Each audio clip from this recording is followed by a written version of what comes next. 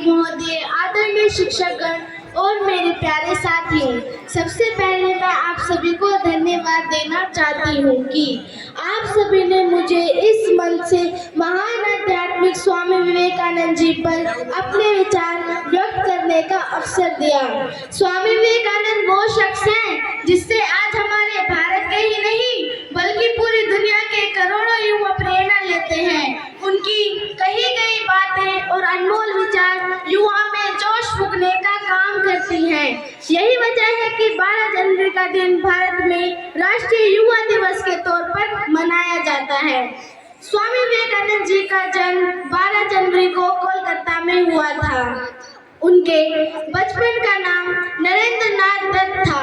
नरेंद्र नाथ दत्त ने 25 साल की उम्र में ही आध्यात्मिकता का मार्ग अपना लिया।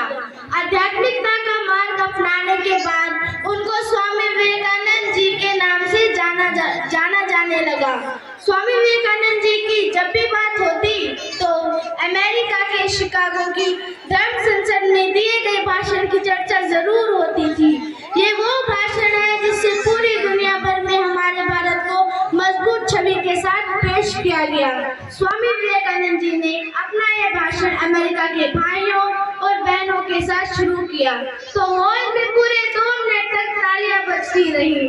उस दिन से हमारे भारत और भारतीय संस्कृति को एक नई पहचान मिली।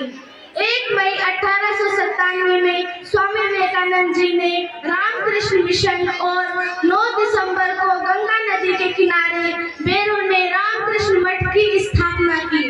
लेकिन स्वामी विवेकानंद जी को दमा और शुगर की बीमारी थी, जिसकी वजह से उन्होंने 39 साल की बेहद कम उम्र में ही अपना दम तोड़ दिया। इसके बावजूद वे पूरी दुनिया में इतनी ख्याति बटोर गए